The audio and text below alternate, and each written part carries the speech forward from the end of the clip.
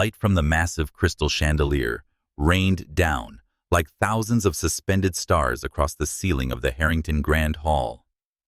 The sound of violins intertwined with the soft laughter of society ladies, the delicate chime of clinking glasses, and the graceful steps of glittering evening gowns.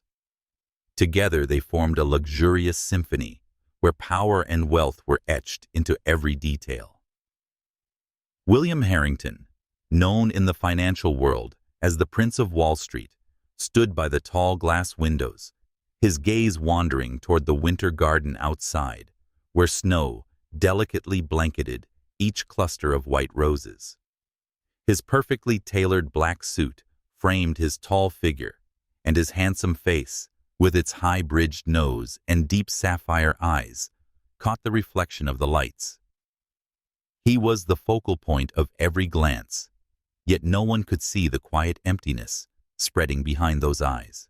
Beside William, Isabella Whitford, the fiancée his mother had chosen, moved with the grace of a living sculpture. Her chestnut hair fell in soft waves, her lips painted a vivid red, her eyes sharp, every gesture calculated to perfection.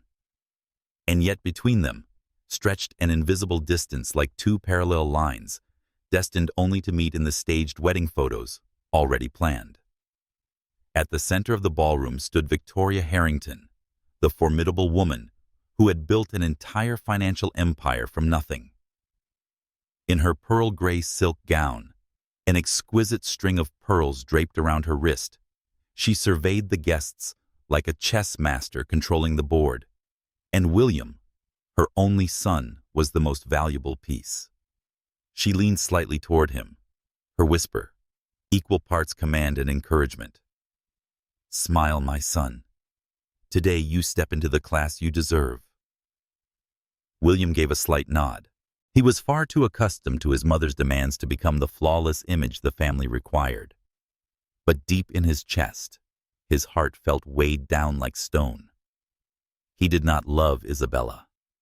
In truth, the notion of love had become only a distant echo of a time long gone when he believed two people alone could stand against the world. The music shifted to a softer melody. Gowns swirled, polite smiles passed by.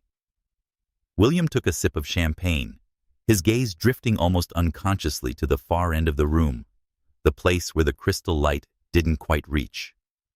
And there, something made him pause. A figure. Slim was graceful and wearing a simple black dress that stood out amid the sea of opulence. Her softly curled hair moved slightly as she turned her head. Deep and bright like twin stars, her eyes locked directly onto his. William's hand tightened around his glass. His heartbeat quickened, threatening to break through his chest. Don't forget to follow along as we step into the story where secrets and love intertwine, and each chapter will draw you deeper still. The moment William's gaze landed on Naomi, the world seemed to slow. Laughter and chatter still filled the grand hall, yet they had faded into a distant, muffled backdrop to him. A sudden wave of memories surged over him, drowning every present thought. 5 years earlier. It was the last autumn they had together, when red maple leaves lit up the narrow path leading into the university grounds. Naomi Carter, the girl with hair as soft and curling as silk, and dark, glimmering eyes, had padded into his life, leaving an imprint that could never be erased. William then, a final-year finance student, was always busy with projects, conferences, and invitations from major firms. Naomi studied literature, often carrying a small notebook, pausing mid-hallway to jot down a line of poetry that had just passed through her mind. He used to call it the most beautiful habit I've ever seen in a girl. They met for the first time beneath the ancient oak tree in the campus courtyard, where Naomi often sat to read in the afternoons. That day, the air carried the scent of damp wood and a faint trace of jasmine.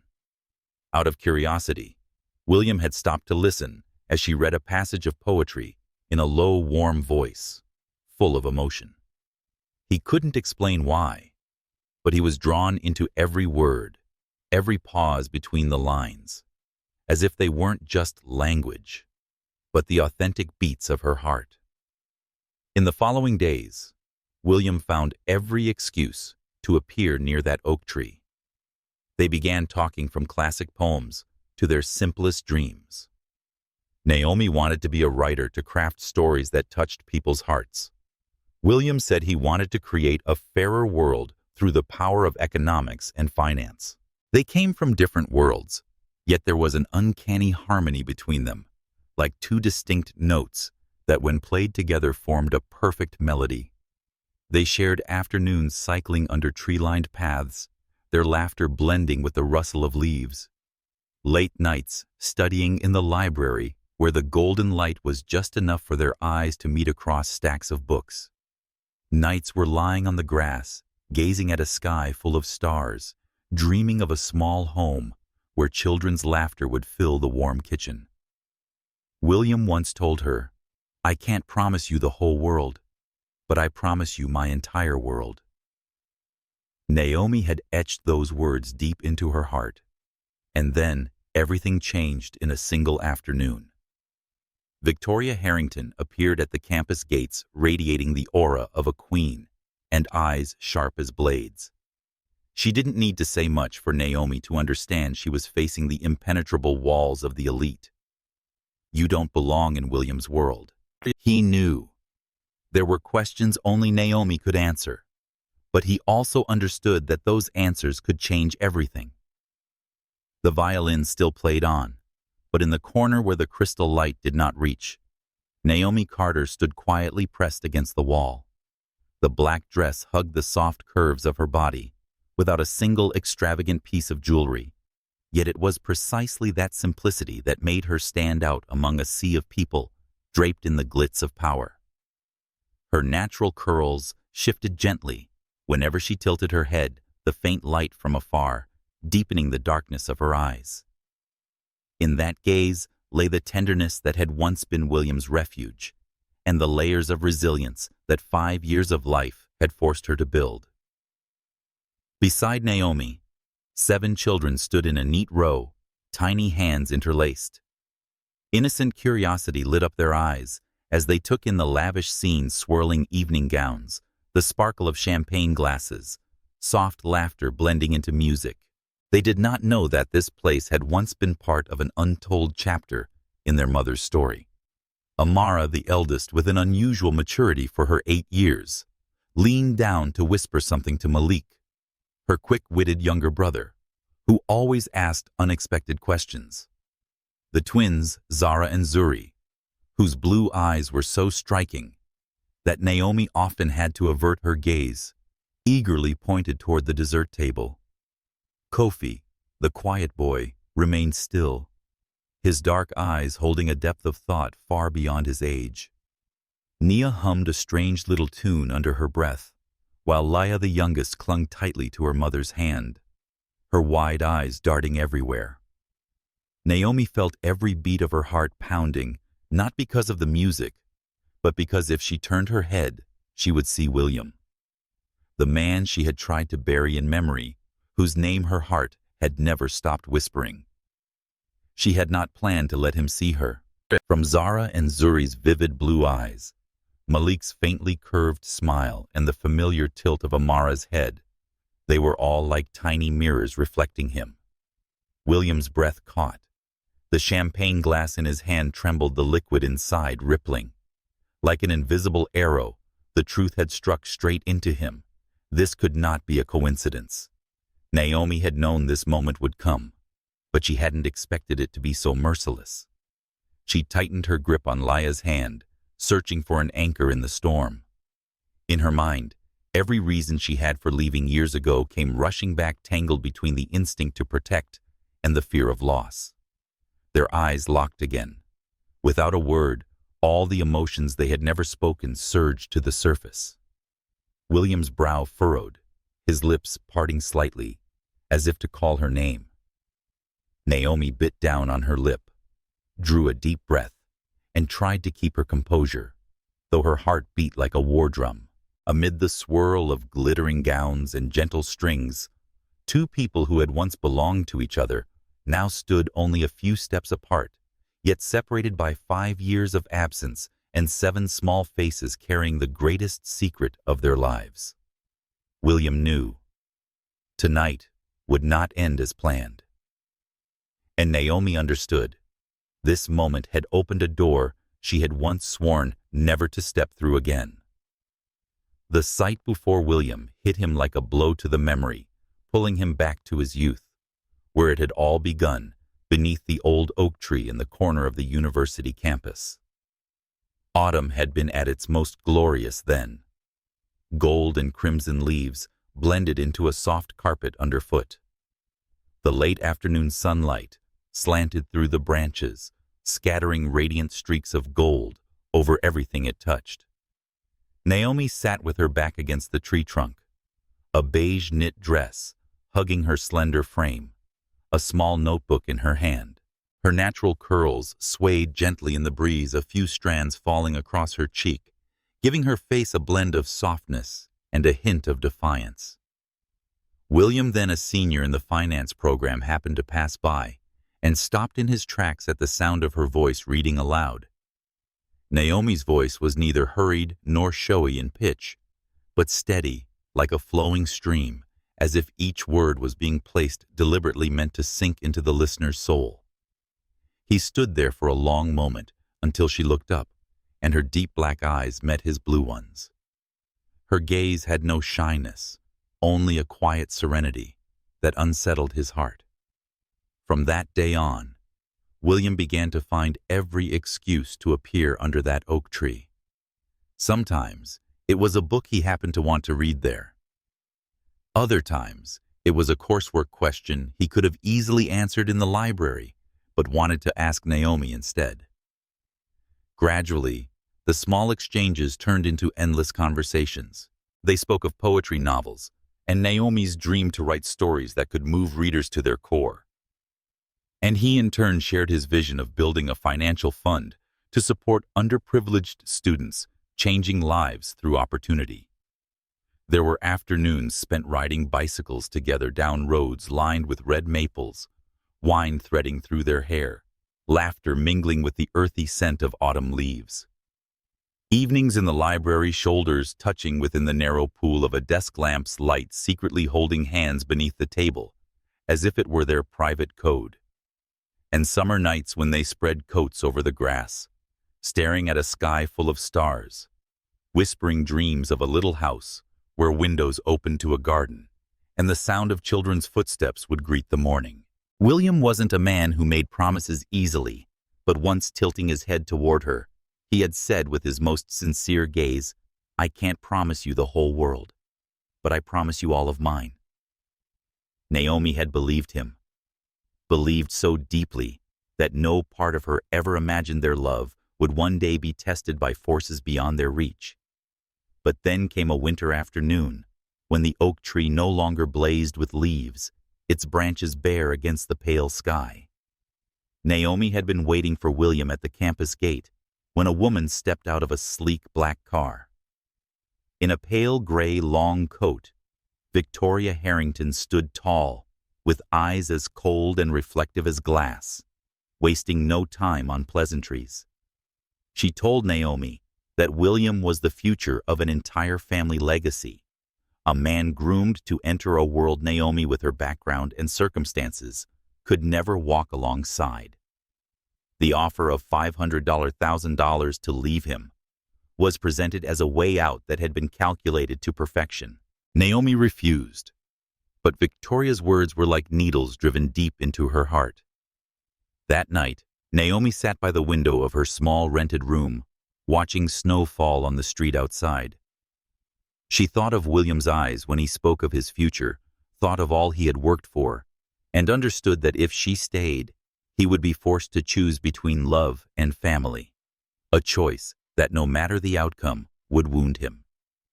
And so, she wrote a short letter, each word cutting into her soul. "William, I have to go. Live well and don't look for me. I love you always." The next morning, Naomi left the city, carrying with her the memory of warm days beneath the oak tree and a love she believed she had to release precisely because she loved too much. Standing in the grand hall's shadows, Naomi knew everything had changed. But the way William looked at her now, and at the children, brought back that autumn, when amid thousands of falling leaves they had once believed that having each other was enough. The violin continued to play in a corner of the grand hall, but in William's mind, the music had become nothing more than a distant echo. Since spotting Naomi and the 7 children, every sense of his had locked onto one singular focus. The polite laughter and the well-bred pleasantries swirling around him were nothing but a fragile shell covering the storm rising inside him. He set his champagne glass onto a passing waiter's tray and moved through the crowd, his eyes never leaving the shadowed corner where Naomi stood. But just as he was only a few steps away, a hand gripped his arm tightly. Victoria Harrington. Her gaze was as cold as the winter wind, but her voice was carefully restrained, just enough to preserve the elegance of the evening. "William, what are you doing? The guests are watching." He turned his head to look directly at her, his blue eyes holding a light she had never seen before, a blend of resolve and anger. "We need to talk, right now." Without waiting for her response, William pulled his mother away from the center of the room. They stopped in a secluded corner behind a velvet curtain where the crystal lights could not reach. With no audience, the polite masks fell away.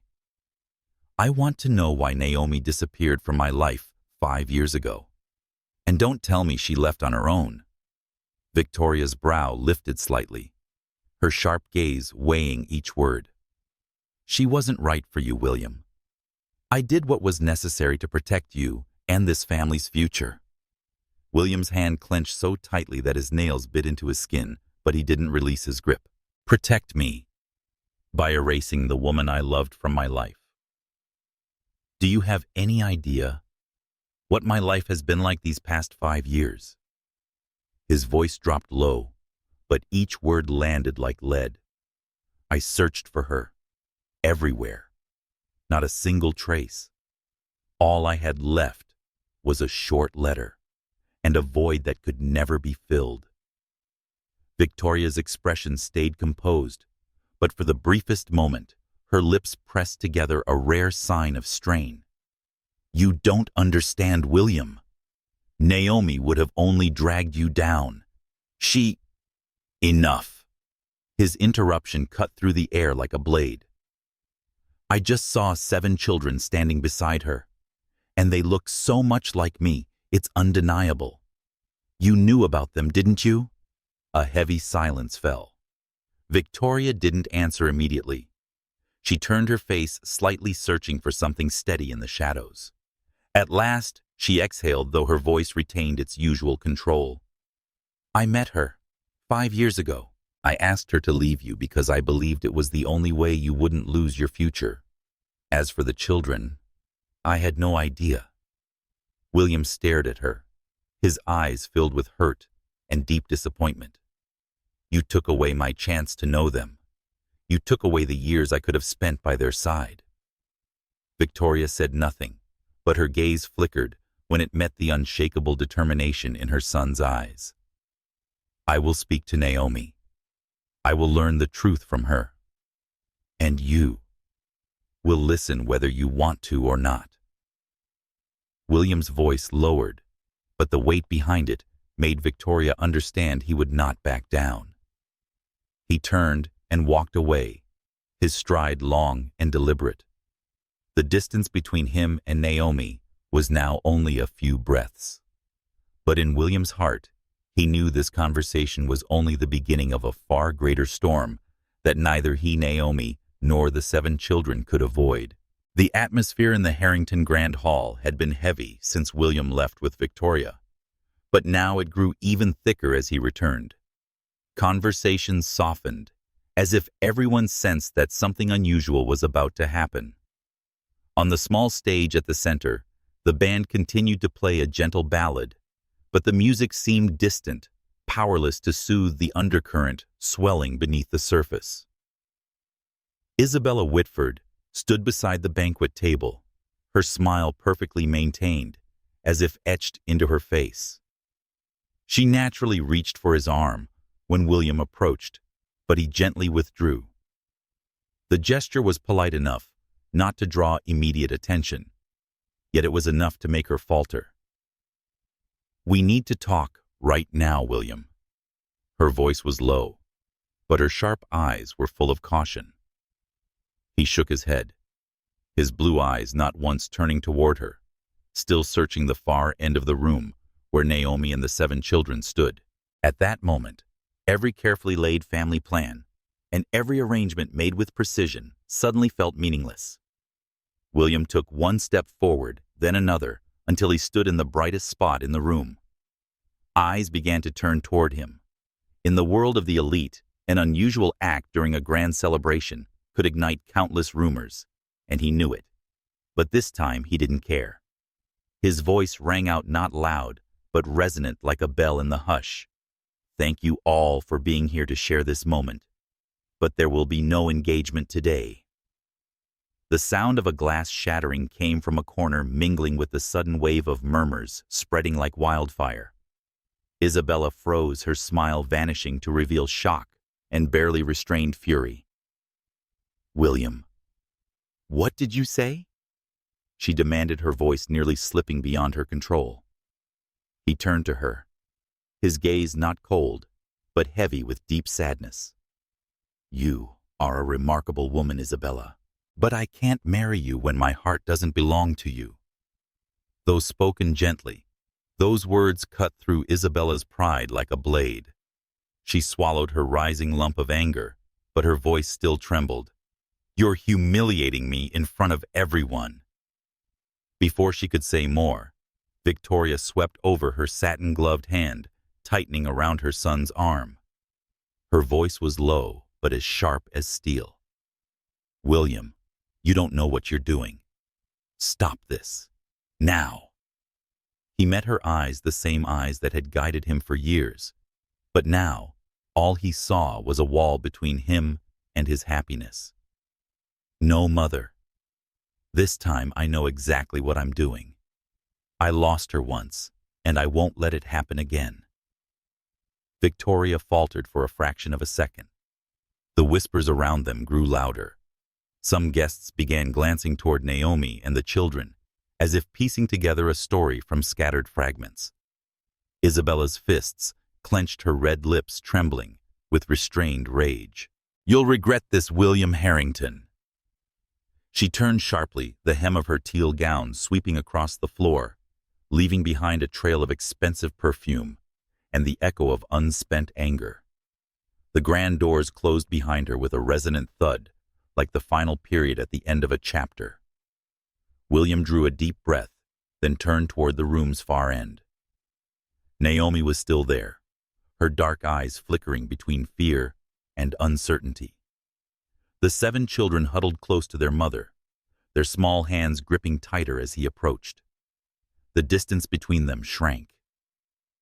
For a moment, William felt like he was walking backward through time, returning to the oak tree where it had all begun.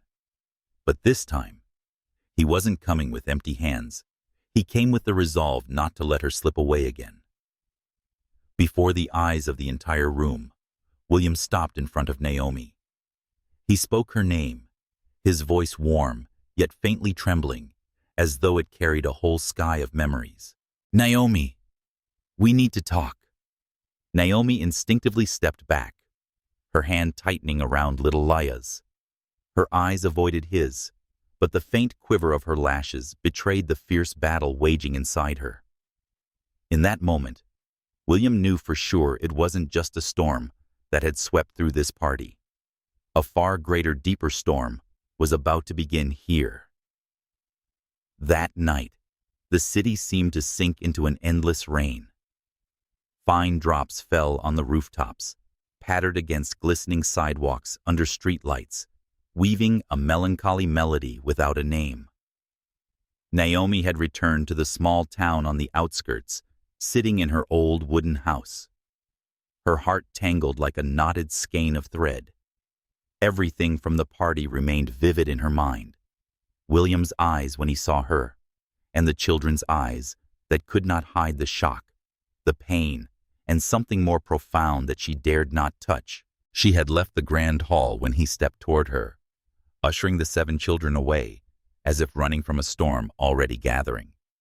Naomi didn't want to face it, didn't want any questions to be asked, because she knew that once the truth slipped out, they could never go back to what they had been. The next morning, the rain had yet to stop. The children played in the living room, their cheerful chatter mingling with the steady rhythm of rain on the roof. Naomi was making tea when the doorbell rang. The sound jolted her, as if someone had just gripped her heart. When the wooden door swung open, William stood there, his dark coat drenched raindrops still sliding from his deep brown hair. His blue eyes did nothing to hide the emotion within them, as if the whole night had been spent waiting for this moment. Naomi.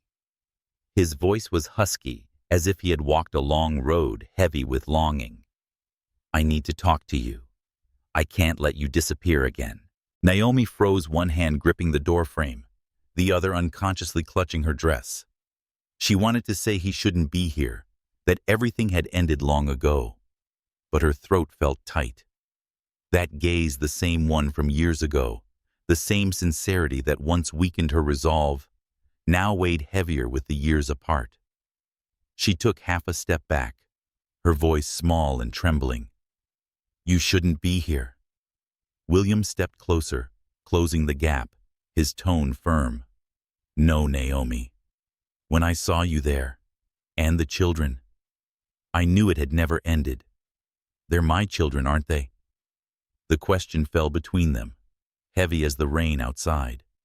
Naomi turned away to avoid his gaze, her heart pounding as memories flooded back, the night she left the city, the short letter she left behind, and the months of carrying her pregnancy alone in a strange town.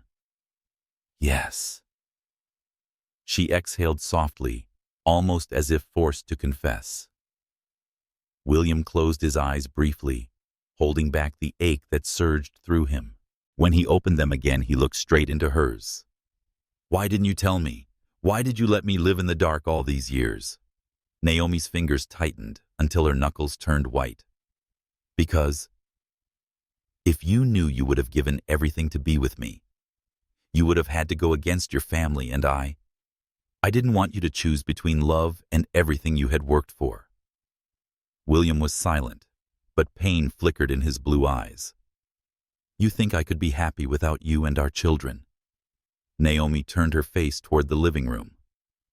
The 7 children stood curiously in the doorway, their young faces studying the unfamiliar man. Amara, the eldest, took a step forward, her gaze guarded. Mom, who is this? Naomi tried to smile, though her voice trembled. An old friend of mine. William bent down slightly, offering the children a small, tentative smile. The smile of a man who had just realized that his flesh and blood were standing before him. He saw Malik with the mischievous grin, identical to his own as a boy.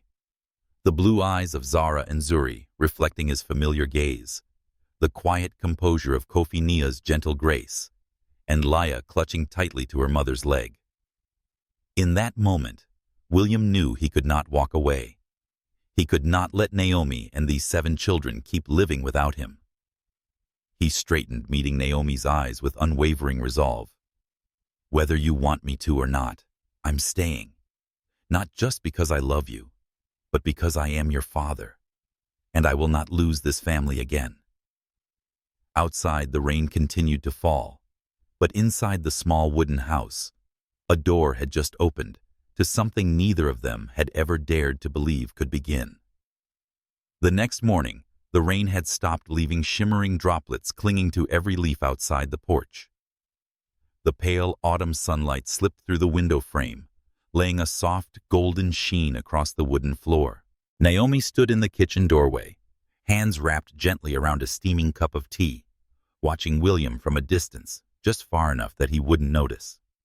He was crouched down, speaking to Malik, the second most mischievous child in the house, in a voice filled with unusual patience. Malik stood with arms folded across his chest, his expression skeptical but unable to hide his curiosity. When William pulled a small model airplane from his jacket pocket and explained how it worked, Malik's eyes lit up. The boy's bright laughter rang out only a few minutes later, melting away the initial wariness. Naomi couldn't deny that William had an entirely natural way of stepping into the children's world, even though this was only the first morning they had met. He didn't try to win them over with forced charm or seem awkward. Instead, he listened to every question, responding with his full attention, something Naomi knew few people besides herself had done for them over the years. At first, Amara the eldest had kept her distance, observing quietly. Her maturity often made Naomi forget she was only 8. When William approached and asked softly, "What kind of books do you like to read?" Amara pressed her lips together, then pulled a thin book about constellations from her dress pocket. She spoke slowly. "I like learning about the stars. They're so far away, but they keep shining forever." William smiled, gesturing toward the window, where a few faint specks still lingered in the daytime sky. He began telling her the story of the Orion constellation, his voice warm and steady, like someone well practiced at such things. Amara's gaze never left him, and Naomi found herself quietly watching too. The twins, Zara and Zuri, quickly roped William into a game of tag in the yard. The sound of running footsteps, laughter, and shouts echoed across the sunlit space. Kofi, the quiet one, sat under a tree, sketching the scene. William with Zara riding on his shoulders, while Zuri clung to his sleeve, giggling. When William crouched down to praise the drawing, Kofi responded with only a small smile, but it was full of pride. Nia, the music-loving girl, sat on the wooden steps, her tiny hands tapping rhythm on her knees as she softly sang a tune she'd made up. William sat beside her, listening and tapping along in time. She laughed and began singing louder, her clear voice blending with the breeze. At first, Leia, the youngest, clung tightly to Naomi's leg, her eyes wary. But when William knelt, held out his arms and said, "Come here, let Daddy hold you," she hesitated for a heartbeat, then slowly walked over, wrapping her arms around his neck. Leia squealed in delight when he lifted her high, plucking a small wildflower from the trellis and pressing it to her cheek as if it were treasure. Naomi stood on the porch, gripping her cup of tea, her heart warmed and unsettled. She had always believed that letting William into the children's lives would stir up a wave too strong to control. But the scene before her was undeniable. The children were happy, a different kind of glad born from having a father truly present. By late afternoon, they were all gathered on the grass. William told them about a wandering knight who spent years searching for his light. His slow, vivid narration made the children's eyes shine with wonder. Suddenly, Kofi looked up and asked, "If you're that knight, then why weren't you here with us?" The question fell into the silence like an arrow hitting the weakest point. Naomi lowered her gaze, avoiding William's eyes. He swallowed the tightness in his throat and gently rested a hand on his son's shoulder. "Because I didn't know. I didn't know you existed. But now I do. And I promise I will never leave again." Those words hung in the glow of the setting sun, slow but clear enough for Naomi to feel each step of his resolve. She didn't answer. She only glanced sideways and met his gaze, a gaze that held both the longing to make amends and an unspoken vow to this family.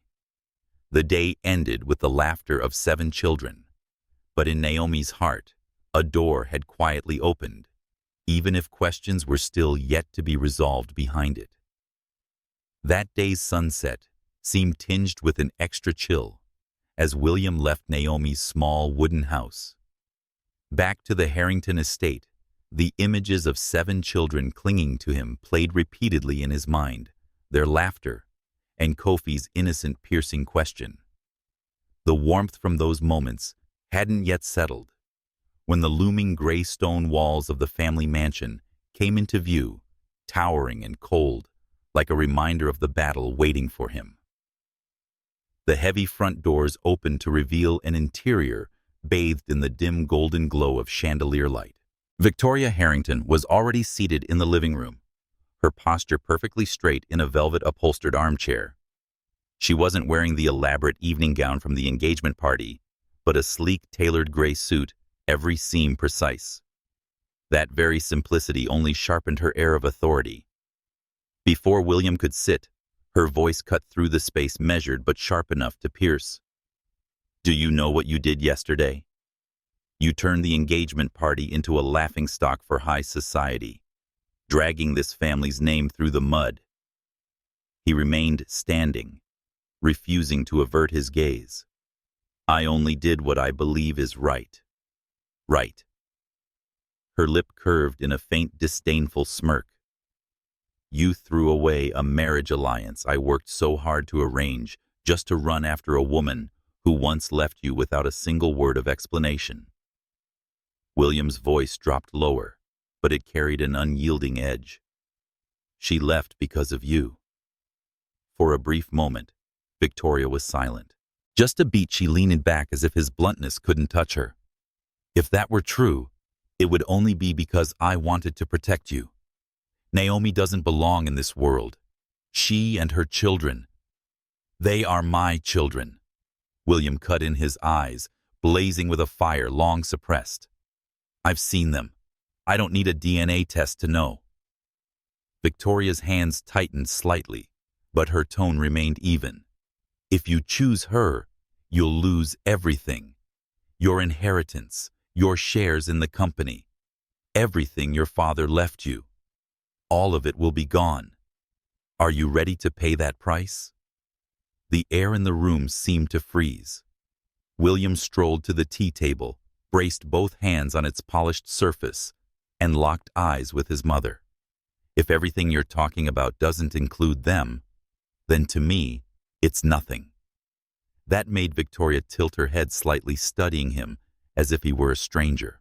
In her gaze, anger mingled with disappointment, perhaps something more, a flicker of worry. But when she spoke again, her voice was sharper than ever. "Do you think love can stand against the entire world? Life doesn't run on feelings. The moment you lose power, you won't be able to protect anyone, not her or those children." William was silent momentarily, drawing in a steady breath before straightening. His eyes never left hers. "You're wrong. Power isn't the only thing that protects a family. I have my own hands, my mind, and my love. I can rebuild everything from scratch. But if I lose them again, I'll never get them back." Victoria's fingers curled so tightly, her knuckles whitened. For an instant, she searched her son's face, as if looking for some crack to pry open. But the determination in his eyes left no room. "Then prepare yourself for the price you will pay," she said at last, her voice low, almost a sentence past. William didn't answer. He gave a slight nod, not of agreement, but of acceptance, then turned and walked away.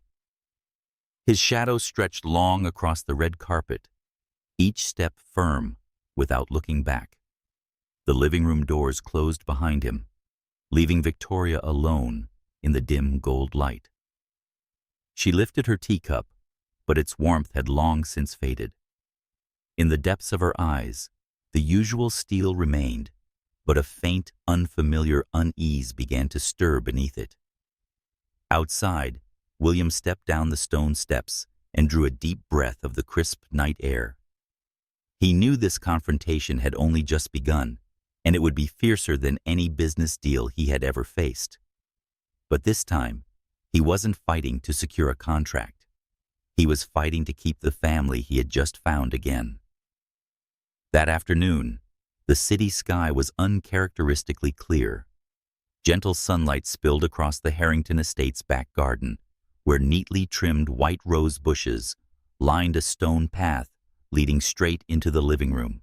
William had invited Naomi for the first time, not to meet alone, but to bring all 7 children with her. He wanted to introduce them to Victoria, fully aware that this meeting was like stepping into a chess match where every move carried its own risk. In the small wooden house, Naomi stood before the mirror, adjusting her children's clothes. Amara in a pale blue dress, Malik in a crisp white shirt, Zara and Zuri in identical dresses, Kofi in a soft cardigan, Nia in a light floral dress, and little Laya in a simple white frock. She hadn't planned to show them off, but she wanted each child to look their best, not to prove anything, but so they would feel confident. The vast space fell into an uncanny silence when they stepped into the estate's living room. Victoria sat in the central armchair, her silver silk gown hugging her slender frame, while still radiating authority. Her gaze swept over each face, pausing longer on Naomi, before shifting to the 7 children holding hands. William was the one to break the stillness. "Mother, this is Naomi, and our children." Victoria didn't respond right away. Her eyes landed on Amara, the eldest, standing with her back straight and dark eyes full of confidence.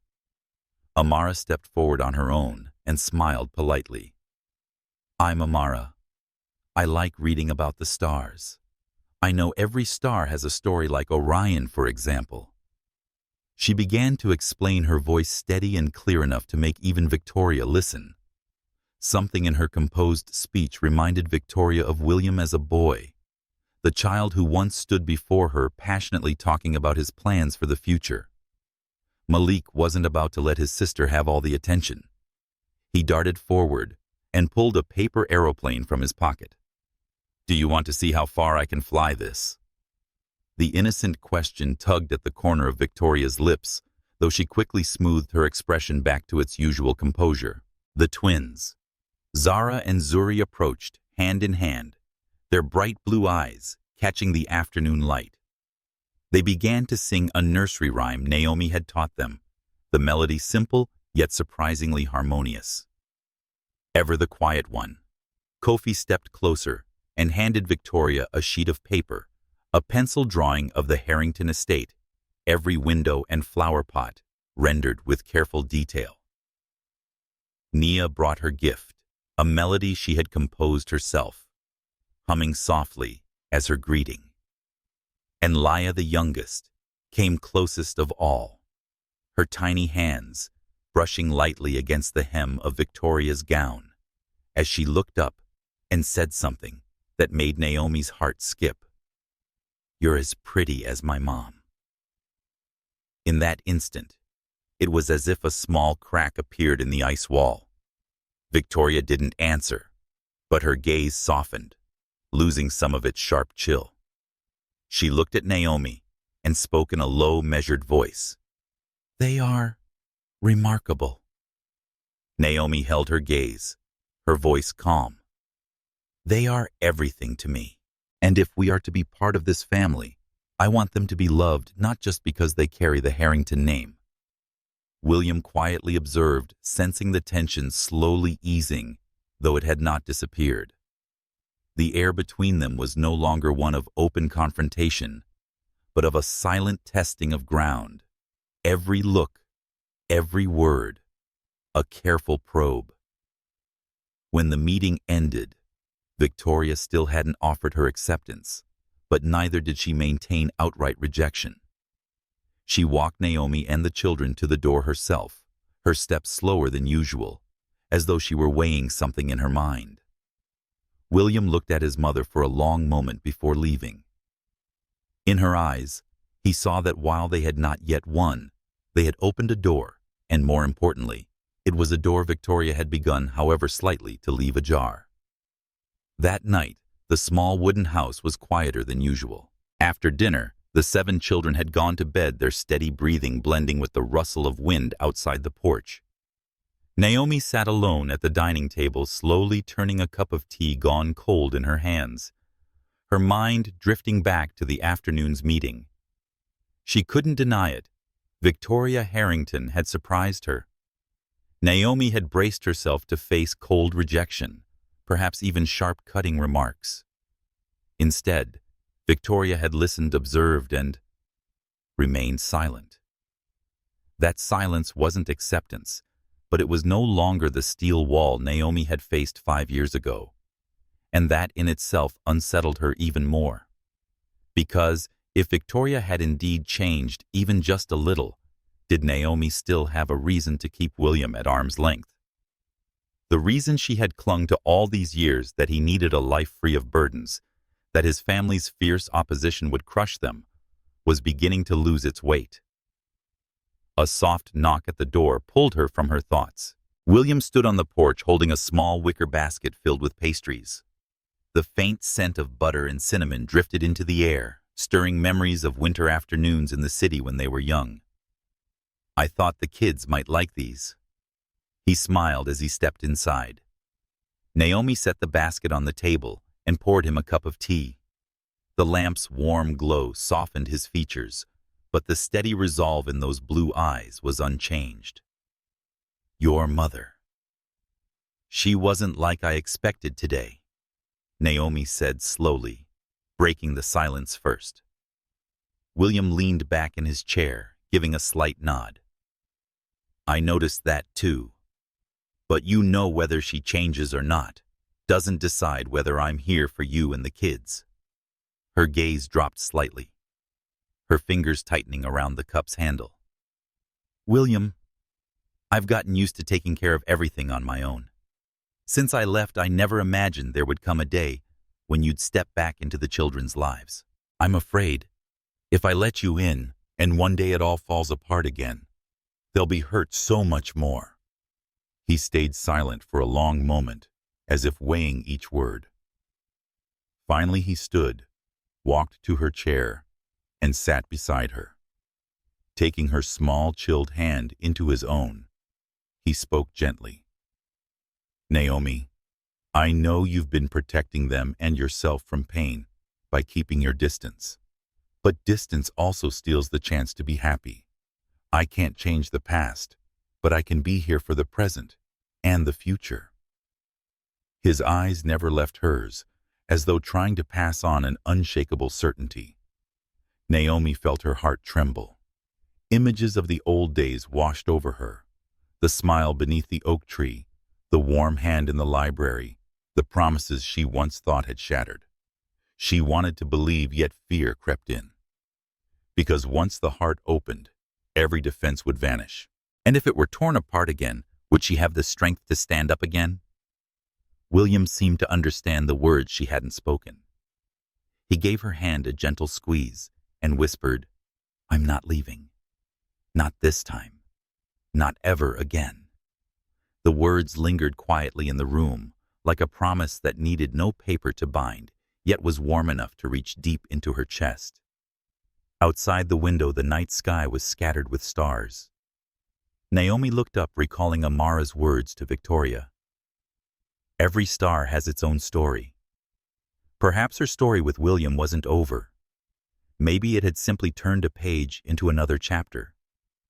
A chapter she didn't yet dare to name, but one she couldn't deny was slowly unfolding. The following autumn, East Hampton welcomed their family with the crimson of maple leaves and a sea breeze that had grown gentler. The White House on the cliff was no longer as silent as the day William first bought it. The sound of children's footsteps raced through the hallways, laughter mingling with calls of Mom and Dad, echoing like a song that never repeated in quite the same way, yet was always warm. The 7 children now knew how to steady themselves on the steps and grip their father's finger when they wanted to be led outside, and they were old enough to turn every morning into a new adventure. William kept his habit of brewing coffee at sunrise, but now, beside his espresso, he often made an extra cup of hot cocoa, placing it exactly where Naomi liked. She stood by the window, a cream-colored wool scarf wrapped around her shoulders, gazing at the sea. The waves rolled in endlessly against the base of the cliff, reminding her that some things endure, no matter how many storms they face. And William, from the moment he stepped back into her life, had proven he would be one of those things. Victoria Harrington, after a year, had stopped keeping her distance. She often visited, bringing boxes of cookies baked from the family's old recipe, or rare books for Amara and Kofi. She didn't speak much about the past, nor did she voice any apologies. But Naomi understood some changes are expressed through actions, and that was the way Victoria had chosen. Every evening, the whole family would gather on the extended bench out on the porch when the sunset painted the sea red. William would hold Naomi close, the children clustering around them, one resting on their mother's lap, another leaning against their father's shoulder. Malik would talk about his new kite Zara, and Zuri would compete to sing. Nia would tap a rhythm on the wooden rail, and Laya would press a tiny seashell into her father's palm as a secret gift. Naomi realized that the thing she had once feared most, letting William into the children's lives, had become the very thing that gave her the most profound peace. Because now she no longer had to shoulder everything alone. Every worry, every morning, every tear, and every burst of laughter was shared. Once, when it was just the two of them, William had whispered in her ear, "I used to think home was a place. But now I know home is where you and the kids are." She smiled without answering, because the answer was already there in how she looked at him. Winter came, bringing nights when the whole family gathered around the fireplace. William read stories to the children, while Naomi knitted scarves, glancing up occasionally to catch his eyes over the flicker of the fire, warm and steadfast, like the promise he'd once made. 1 year would become 10, then 20. Naomi knew time would continue to test them, but time had also proven that when someone finds what's worth keeping, they hold on with both hands and heart. Outside, the sky was blanketed with stars. Amara pointed to a bright one and asked, "Mom, that star will always be there, right?" Naomi nodded gently, wrapping her arms around her daughter. "Yes, it will. Always." And in that moment, she knew, so would they. This story may have come to a close, but its feelings remain in every heartbeat of those who read or listened. If you've followed Naomi, William, and their 7 children from the beginning, leave me a sign that you too believe in the things worth staying for.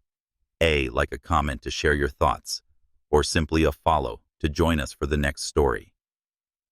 Because who knows, the next one might touch a corner of your heart you never knew was there.